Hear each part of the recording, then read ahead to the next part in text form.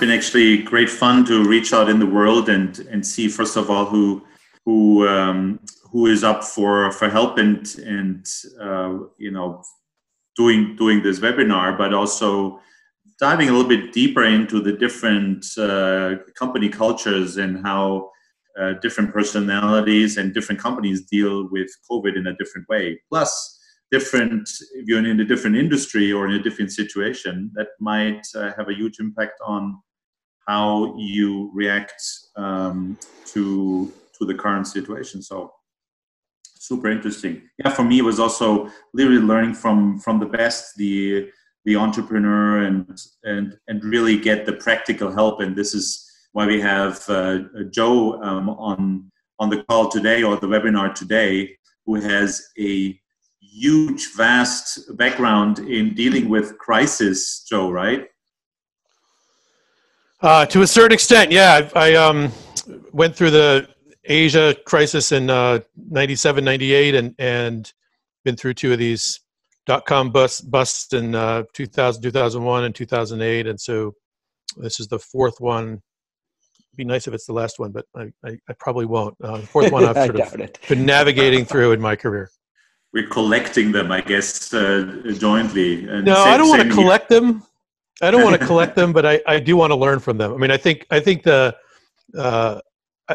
value of having been through them is often leading up to these downturns, and for whatever reason, whatever causes them, as we're leading up to them, kind of the couple of years beforehand, always seem like that's always going to be the way it is. It's always going to be this up and to the right, rah times. And having gone through some of these downturns, I think part of the value of going through these is it will create a level of resiliency and grit that can then be applied not only in navigating through it now, but in the best of times, you can then leverage that grit and resiliency that that we're kind of honing in this period of time.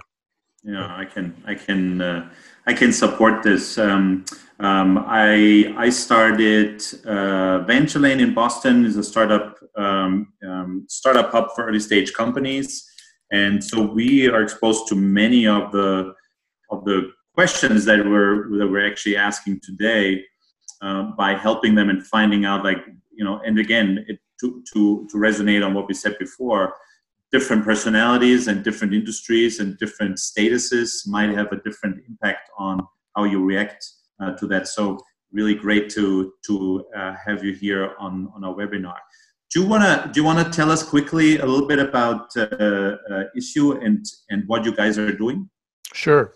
So Issuu is a technology platform that enables businesses to tell their story to the audience and the customers that they need to reach.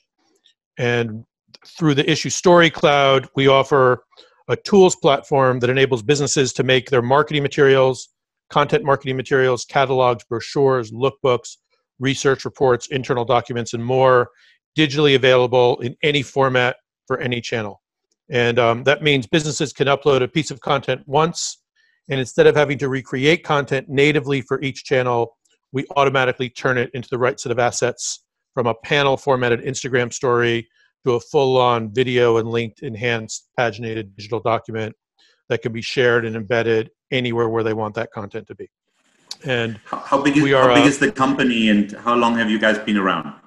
Yeah, so we're primarily a SaaS business and a freemium SaaS business, which means we have a set of tools that folks can access for free, and then access additional tools and capabilities as they're paying us. The company started in Copenhagen about 13 and a half years ago.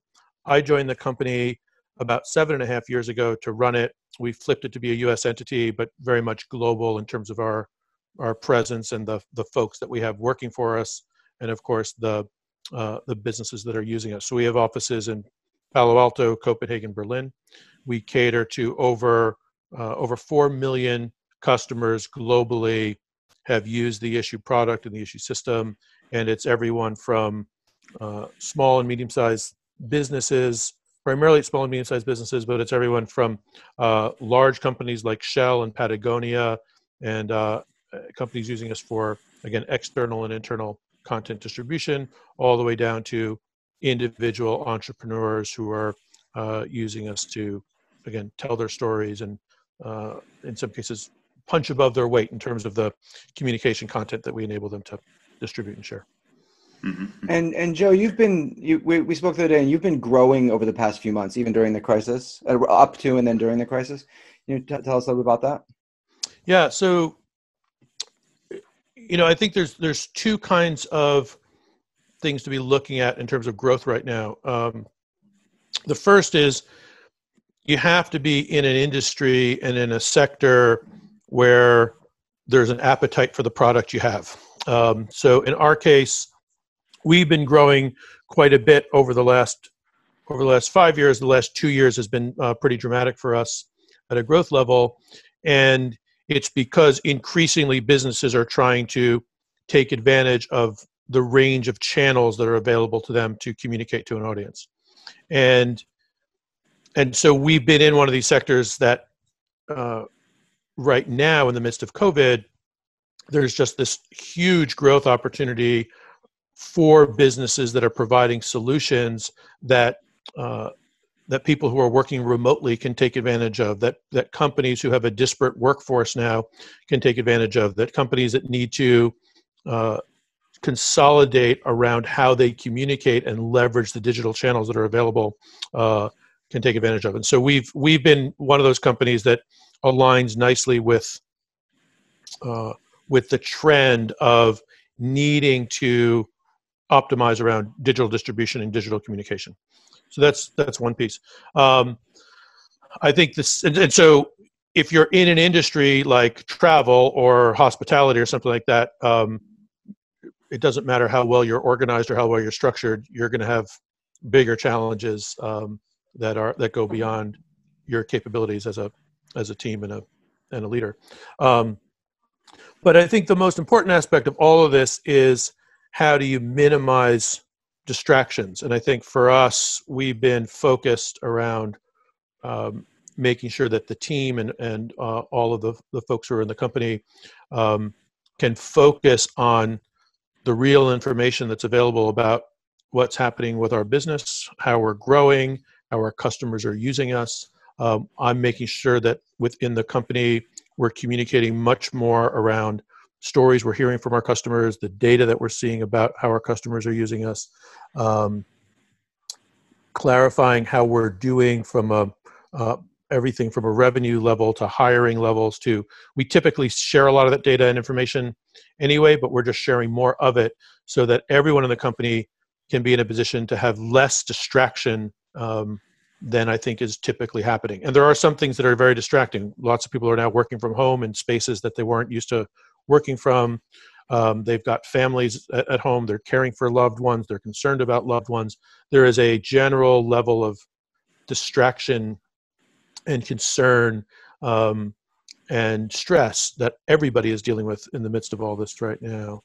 And so I think the more information we can share with people, the more we can create an environment where they can have more assurances about how we're doing and the impact of the job that they're doing as well. Do you think that this distraction actually has an impact on productivity right now? In your absolutely. So I think the we are a company where many of the other distractions that are happening for businesses, we are not having to work with. So for instance, everything that we do with Issuu, we've created a digital sales process. We don't have a sales team that now needs to be retrained in how to sell through Zoom instead of having to go do one-on-one meetings. We've been profitable. April will actually be our 44th consecutive month of profitability. So we're not scrambling and struggling to figure out how do we get to profitability in the midst of this process.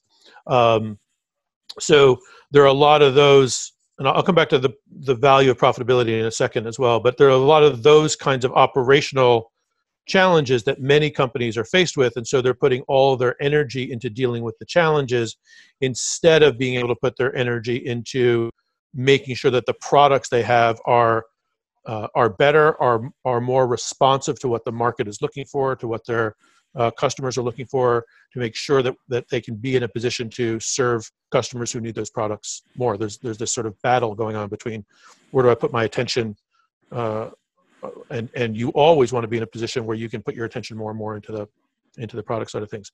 But for us, absolutely. I mean, I think we've probably lost, I don't know, somewhere between 20 and 30% on the productivity scale, and so that then means there's nothing we can do about it, and we want to create flexibility. So if people are home with their kids and they're learning how to homeschool their kids, it's not only just looking after their kids, they're now having to learn how to homeschool. We want to give them the flexibility to be able to do that because their families are important. And so people are figuring out how do they get some of their work done at least as well. So there's just a decrease in productivity, which then means we have to make sure that for our roadmap, we are prioritizing the aspects of the roadmap that we believe will have the greatest impact on creating better products, as opposed to things that, we have a plan that was going to be, quarterly, and then over the next 6 months, we will have to adjust the prioritization in some cases to make up for that. So it's radical prioritization, right? Because if you're growing on one hand and you lose productivity on the other side, you need to make sure that you step on the gas pedal in the right areas. Absolutely. Yeah, there is no such thing as business as usual right now. So even for companies that are growing, the great growth example right now, of course, is Zoom. But even for either big companies like Zoom that just went public, or for companies like us at Issuu, where we are growing in products that are relevant to the marketplace, there's no business as usual. There has to be ways of making sure that we're optimizing for those pieces that matter, that we are looking at the areas where are we putting resources for things that we kind of thought were cool but aren't really. We have to constantly be looking at, we're spending a lot of time on this, look at the data and learn from the data. What is the data telling you? How are customers using our products differently now than they were before? We know that we're a business that is relevant in this time to get content digitally shared and available, but what kinds of customers are using us?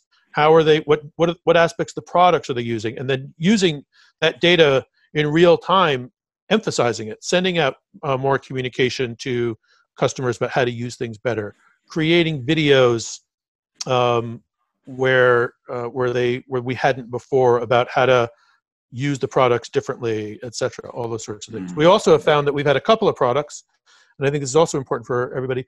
We've had a couple of products that we've had available, but we didn't heavily promote, that we're now finding are increasingly useful in this time. We have a product called Issuu Collaborate, which enables remote workforces to collaborate on putting together their documents, their publication. And that used to be used by small independent publishers who had contributors all over, the freelancers and contributors all over the place. Well, guess what? The biggest companies in the world now have remote teams, so they can take advantage of that. We have a product called Issuu Promote, which enables you to take your content that you've created and turn it into an ad on Facebook or Instagram. And again, that's been used by a certain sector of our customers, but now any business is starting to figure out how do they manage their resources differently. And so when there are tools that we have that can create efficiency for them, then they can benefit from that. So I think part of it is look across your products, and are there areas that we get lazy, right? And like, this is what we do, and here's the stuff we're going to promote. Where are the areas where we have products, or we can position them differently, or show people how to use them differently? The other thing I wanted to come back to is reframe it, right? So you use what you have, and maybe there's a reframe in the current situation. Yeah. I want to talk a little bit about profitability too. Obviously there's all the obvious benefits right now of being a company that's profitable and on an ongoing basis of being profitable. But the real benefit for being profitable is it is the way to create a sustainable business. And it's a way to create reliability and accountability with our customers. So if I have customers who are paying us for a product, the fact that we're profitable means that we're also going to be around and they can rely on us, and they don't have to then go scramble to find something else to give them the benefits they were looking for. So we can then pass on that notion of reducing distraction, right? Our customers don't need to be distracted with having to go find something else to use. They know that they can count on us. And so I think it's the responsibility of every CEO to build profitability into the plan because of that, because you want to be building a legacy of value for customers. It's part of sustainability. Absolutely. Yeah. Right. We don't talk about that much, but we should. And have you changed what you measure? You said you're looking at things differently, but do a lot of the things still the same that you measure, and is anything new? We're not changing what we measure. We're looking at we're getting different data. So we're seeing customers use us differently. We're seeing customers use different aspects of the product in ways they hadn't before, or spending time on aspects of the product that they hadn't before.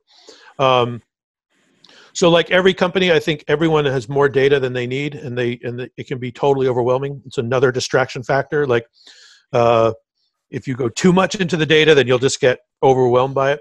I think the most important data points to look at is how are your customers using the products that you have? And is that changing? And if it is changing, do something about it. It doesn't mean it's good or bad. It just means if they are using products, if they're starting to use your products at different times of the day, if they're starting to use products, we have multiple products, and so if they're using them in combinations in ways they hadn't before. And then what we're doing is taking that information and resurfacing it to our customers. Hey, did you know you could use us like this, this, this, and this? Or we're communicating with them using that data and information. So it's not that we're looking at things differently as much as just using the information, particularly as it relates to customer use, more specifically. How's we talk a little bit about growth. What would be your 2-3 things? You're going in that situation right now through a growth phase. What are the 3 things that, if you look at other companies, what should you have in place in order to, even if it's a dire time in a downturn, what do you need to have in place to still grow? So I think so one of them is a mentality of growth. So it's easy to say, hey, everybody is down, or the market is down in general, or boy, it's just so great that we're going to survive. Move beyond those aspects. Everybody knows the market is down. Everybody knows we're challenged. It's like, what are the best companies are born out of these kinds of challenges. And so look at ways to innovate beyond it. What is unique about your business that is relevant in this marketplace, and really focus on driving that? How do you, if you're in the advertising world, advertising is being crushed right now. It's really interesting. Facebook ads are down somewhere in the 30% range. Snapchat are down about 4%. So what are the areas where you can innovate the way, in an ad business, innovate where the placements are, innovate the kinds of ads that you're serving up. This is the best time for experimenting, because the worst thing that can happen is you just sort of get aligned with the rest of the market, which is down in general. The best case is you're going to figure out how to set yourself up to do well in this market, but then really grow beyond it. So I think a mindset is a key piece. I think the second is just sort of a military-like focus, right? Is what are the things you do really well? If you have 3 objectives that you want to achieve in this quarter as a company, what's the one that you're going to really focus on to make sure that you really nail? So it's about looking at where are you scattered, and even the most organized companies and businesses have some stuff where they're scattered around. How do you consolidate that scatter and focus on the area that is most key to your business and your customers? And then I think the third is communication. So keep communicating to both customers and internally in the company about what's really happening, the good and the bad, what's real, and that keeps everyone aligned around the reality, and people don't spin out. Again, either customers or folks on the team. How have you changed how you communicate with your team? We used to do a weekly management meeting on Tuesday mornings. We now do a weekly management meeting on Tuesday mornings, and then we follow that up on Thursday to look at sort of how we're implementing some of the tactics that we addressed in on the tactical side of the management meeting. We used to do an all hands company meeting where people would come into our main offices and participate that way. We're now doing company meetings by Zoom, as many people are, but we're doing them every 2 weeks instead of once a month. So we do a monthly one for an hour. Every 2 weeks we do sort of a half hour to 45-minute update on what's going on, and doing a lot in those meetings around how we're doing financially, what our customers are telling us. That we've really honed them in around talking a lot more about our customers. I'm doing, again, we have a group spread out, so we have offices in 3 different places. I typically am on a plane visiting and going to those offices, particularly Copenhagen, pretty frequently, every couple of months. Normally, I'm not doing that right now. So I'm doing Zoom office hours where I just open up an instance of Zoom twice a week at different times that are friendly to the different locations. And I'm just available for questions and answers for anybody in the company who wants to talk about anything that we're doing, roadmap, challenges we're seeing, opportunities, but also just to talk about the economy and the ecosystem and things that we've got going on. I'm spending a lot more time in Slack. So I'm doing more Slack. I'm doing more updates to the company, just written for people to see what's going on and what we're doing. I'm checking in with people on Slack or by phone. I'm trying to connect. We only have 80 people in the company, so it's easier at our level, but I'm trying to check in with each individual in the company just to see how people are doing. Again, everyone's got a level of stress that many don't talk about. If people have elderly parents, if they've got family, if they've got, with our company, we have people from all over the world. And so we have some people who have, who live in one area and family is in a different area. They don't know what's going on. So there's a lot of that kind of unknown that's happening right now. And I can't do anything about all of it, but I can at least make sure that everyone in the company knows that that as a human being, we care, and I think that's important. I think it's important for employees to know that, while the management team wants stuff done, and we want to hit our, we want to be growing and all the businessy side of things. At the end of the day, the only thing that really matters is the human beings that are working for the company. They're human beings, and they need to know that we care about them in that way, and that they should be caring about their families and their kids and all those pieces. What kind of psychology do you think have winning teams in these times? What makes them special? What are the teams that are sticking out? So I think it's easy to say, this is the time when people innovate, and that's true. But I think it's grit. I think it's like there's a level of tenacity and grit and resiliency that I think when we look back on this in a year or 5 years, the companies that thrived through this process, grew through this process and thrived as we're coming out of it, will be the ones that really put their grit, tenacity, and resiliency into place. And again, as we were talking about in the beginning of this, like, you always need grit in a company. I don't care if it's the best of times and you are growing at 500% a week, or it's the worst of times, you always need grit. You always need to be in a position where you are looking at the challenges in front of you and and appreciate the challenge of addressing it and figuring it out.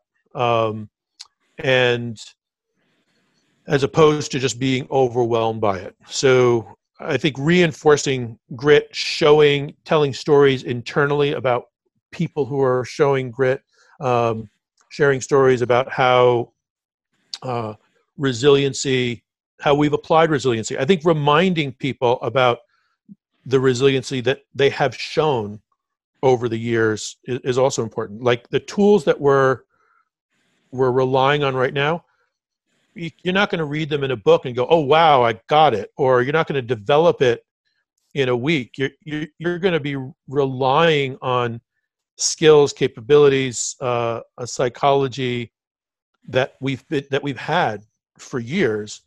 In some cases, it's reminding people that it exists. We've got it. So let's keep reinforcing that as we're. That you have been through these times just in a different framework, for example. It might have been a company crisis, or how you came out of that. Or a company. I mean, I think particularly there's companies that have. If you've started a company in the last 12 years, you have not seen a downturn. There are a lot of CEOs and a lot of executives who are seasoned and have done really well and been tremendously successul. They've never seen one of these. And so it can be a shock. Or they were very young. And didn't understand didn't understand the nuances of what was going on. But I think that resiliency and grit and the things that you need to put in place now are just the other side of the coin. I think when you're growing rapidly, there's a lot of stuff that we don't know how to do when we're growing. If you're a first-time CEO, that's all they've experienced is growth. There was a lot of grit and a lot of resiliency and a lot of effort that has gone into that process, from hiring great people to figuring out how to navigate raising money to figuring out how to engage with customers and go from kind of prototypes and on and on and on and on. That wasn't luck. It was a lot of grit and hard work. So if you had the grit and hard work to be successful over the last 12 years, you've got the grit and resiliency that you can apply right now. And it's just it's remembering that it's really those same qualities to put into practice. By the way, I just want to point out here for the audience that we have the Q&A down here. So if you want to ask questions, just put them out there as Brian and I ask more questions. So let us know if you have any specific topics for Joe. Brian. Joe, yeah, you mentioned that your sales process was kind of already built for this. Can you just tell us a little bit about what your sales process is like and how it's changed now, or why it's built for this? Yeah, so we've never had a sales force. We are a SaaS company. I like to call us a SaaS company with consumer characteristics, which means that we're used by businesses all over the world, but we sell digitally. So we use SEO, SEM, virality. When folks need the tools and services that we have, we like to make sure that we're in front of them so that they can find us digitally. So we're able to leverage that system now, where we've never had to rely on people knocking on doors or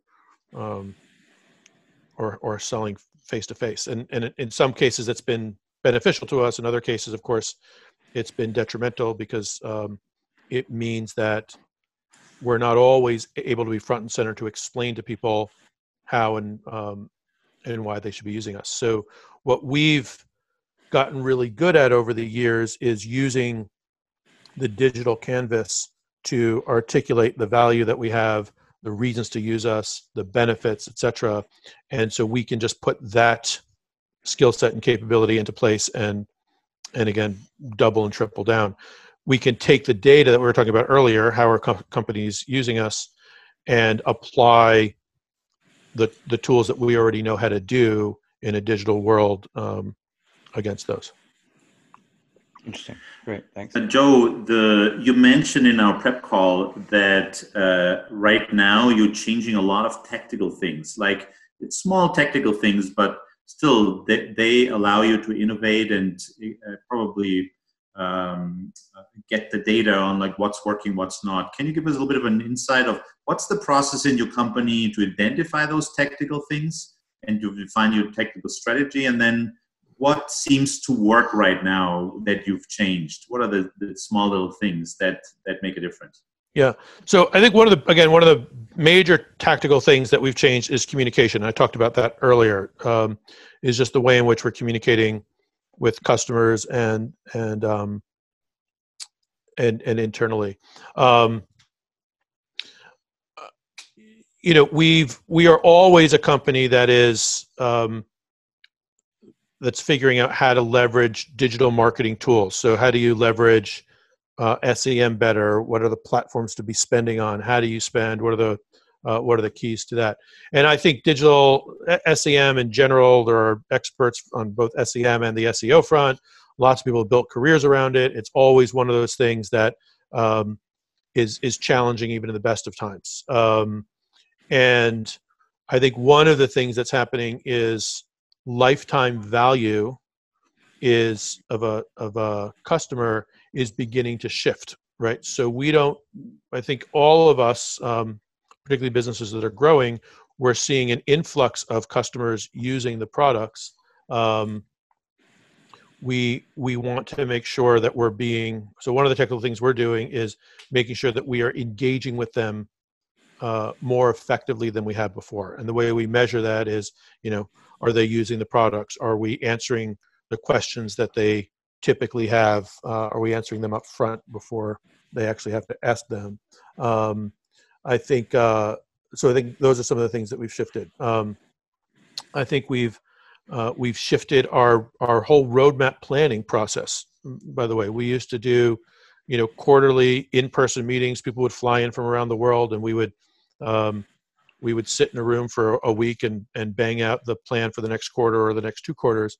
And this year, this quarter, we were planning on doing that the week of March 10th, and the world shut down. And so literally within 4 days, we had to completely, my team did all this, had to completely restructure the planning meeting to be one that was happening on Zoom. This was before everybody was just going on Zoom. So we got a little bit of a head start on seeing how we could communicate and interact on Zoom. And because we have people who are based in different time zones, we designed it so that, actually we did 2 things that were really interesting that prepped us for this. One is, at that point, people could still weren't working remotely, but we decided for the purpose of this planning meeting, we will have everybody be remote. So there weren't going to be clusters of people. Usually what we had is everybody together, and there was good conversation and discussion that could happen. But because we wouldn't be able to have everyone together, we decided no one should be together and just join the Zoom planning remotely. And that worked really well. We also made sure there were breaks to account for people where they were. So it was a morning in California time, but evening in Copenhagen and Berlin. So we wanted to make sure people had time to have dinner with their families. And we actually delivered dinner to people so that, they didn't have to go prepare that in the midst of doing all this planning and things like that. Nice idea. And that has then carried over to how we're operating now. We've got teams coming together. We use this really cool product called Miro, M-I-R-O, that we use for collaboration and brainstorming. So normally everyone's putting up stickies on whiteboards and writing up ideas. Miro helps you do that digitally. We're finding tools that help us navigate through the process. So a lot of it is, again, an awareness of over communicating and making sure we're over engaging with people. Yeah. We have a question here from Sarah. Sarah asks, what are you seeing as the future world of content in the next month? The future in the next month. Yeah. Or just interpret here, like, as a consequence of where we're shifting? What are the shifts that you see in content? Yeah. So I think it's a great time for content in general, and I think we're going to see a massive shift towards digital. Obviously digital, but there's going to be real growth opportunities for digital creation tools and distribution tools. There's going to be real growth opportunity for ways to optimize creation and distribution on mobile. So I think one of the big shifts is going to be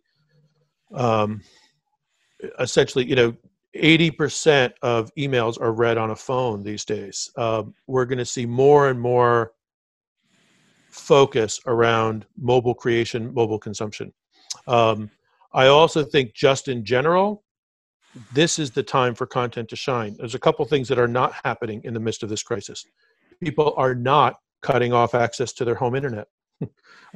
People are not cutting access to streaming services, right? Not only are people not cutting off access to streaming services, but there's more access to more content and more people paying for it and consuming it than ever before in the entire history of the world, right? There is Disney Plus and Hulu and Quibi just came on board, and on and on and on. Oh, and then there's Netflix, right? And Amazon. And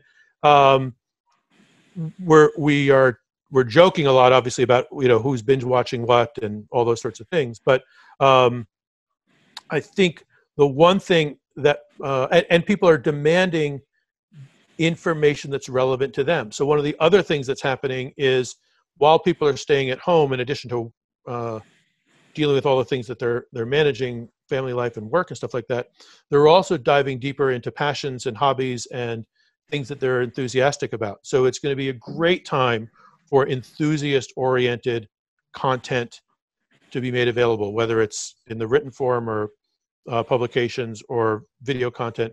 There's going to be an opportunity for specialty content to evolve. And I think we're also potentially counter to what most people are saying. I think there's an appetite to pay for it.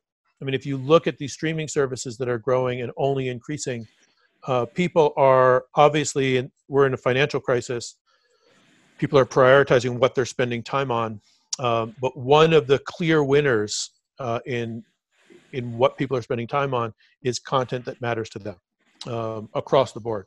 Joe, on the content front, I had a question on LinkedIn for you from Mike, and it was content, marketing is already growing and altering the sales landscape. Do you see that changing pace? And when I say, the using content to nurture your sales process is always, it was already a thing and growing. Do you see that accelerating, changing? Absolutely. Yeah. So I think it's going to accelerate. I think, again, increasingly what we're seeing is businesses needing to use content marketing to get in front of their audience, wherever their audience happens to be. And one of the changes that we have been seeing, and I think is only going to get accelerated, is the proliferation of channels that you have access to for your content and content marketing in particular. So, in the first generation of the web, the first 15, 20 years, digital basically meant a website. So you got a website and you threw some content up on the website and maybe you put a download button to get your content marketing and you sent some emails. And I'm oversimplifying, but that was the world we lived in. And now the web is just one of dozens of channels. TikTok didn't exist to most of us 2 or 3 years ago, and it's become a dominant form of communication. You can think about it like in the early days of YouTube, when YouTube was starting. In fact, today is the 15th anniversary of YouTube, and the first YouTube video was one of the YouTube founders in front of the elephant cage at the zoo. And many people thought YouTube in the early days was just some mechanism for uploading goofy videos, cat videos, elephant videos, whatever it happened to be. And businesses began to quickly understand that leveraging YouTube to communicate about your business was a really valuable channel. And we're seeing that happen now. The channels are only increasing.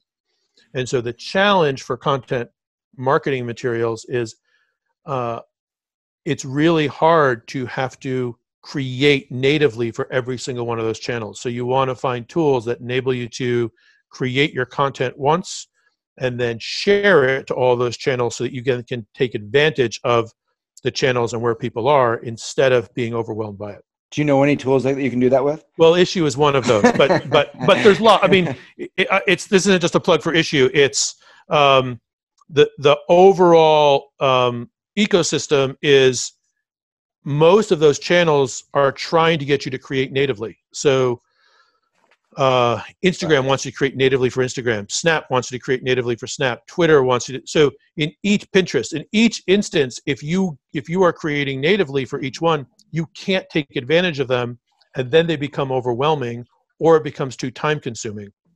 And again, flip it to, I have great content that I want to make available. Our audiences no longer exist in one place. The audience used to exist just on the web or at the end of an email. It's not true anymore. Audiences are very disparate and spread out across a whole range of different channels. And so the exciting opportunity for us right now is to be able to streamline the ways in which we're creating. So you don't have to create, you want to get away from creating in a bespoke way or natively. You want to be able to take advantage of where everybody is. So you can now get your content in front of people in a much larger way than you ever could before. And I think that whole ecosystem is going to accelerate dramatically. So, last question from my side. You mentioned that it would be super prudent to actually right now prepare for the slingshot moment at the end of once the gates open again and everything goes kind of back to normal. What do you guys do to prepare for that? I mean, there's so much work that goes into tackling the situation right now, and then a couple of businesses actually need to prep for once things go back to the new normal. Yeah, there will be a new normal, whatever that is, and it will be at some point. We don't know when. The big challenge with all of this is it is really hard to predict, and it's hard to predict. This isn't just a financial crisis. So as bad as the financial crisis were, the two latest downturns, there was a roadmap of sorts to get through it. We don't know if there's going to be a phase 2 of this or a phase 3. We just don't know. But what we do know is companies can right now get themselves in a position to grow out of this dramatically. So if you are profitable, make sure that you are in a position to continue to be profitable while making sure that you're really clear on who your customers are. Learning who the customers are and the changes that your customers are making in terms of their use of the product or their needs will be really important right now to keep going, but it becomes even more important at the end of this because you now understand your customers so much better. So I think the key piece is understand your customers better now than you ever before, how they're using you, why they're using you, and then start to build marketing capabilities around understanding that information. If you are not profitable right now, get profitable. So if you're going to do cuts or do layoffs, as challenging and as hard as those are, do everything you can to do them once and account for the lack of productivity that is going to create. Do it once and then rally the team together, be really clear why you did it, what conditions exist to demonstrate that you can move through this and you're setting yourself up for excellence moving forward. Hugely important. Thank you so much. As we're nearing the end of our webinar, Joe Hyrkin from Issuu, who says, show a growth attitude, stay focused, adapt your communication within your team. And I think one of the big things that stuck out to me was show the grit. I mean, that's probably a good environment where you can show grit and how you can be scrappy and do things that you never thought you could do. Thank you so much for joining us for that session. And thank you. Ross, Thank you. Ross, I think we have a quick overview for the programming of the next couple of days. which is right here. Next week, upgrade your product marketing to replace in-person sales. So a big one that we actually found out also from our VCs, now looking for a not in-person, like how can you switch your sales process to a not in-person sales, looking for this. And we have Brian from Worthright joining us for that session. That's next Tuesday, I think. And then how to secure angel funding when the recession hits. That's with Christopher Mirabile from Launchpad. He'll dive a little bit into the angel world and how the angel world sees the funding process right now. Thank you so much. Thanks for joining us. Have a great rest of the week, and yeah, stay safe and healthy. Thank you.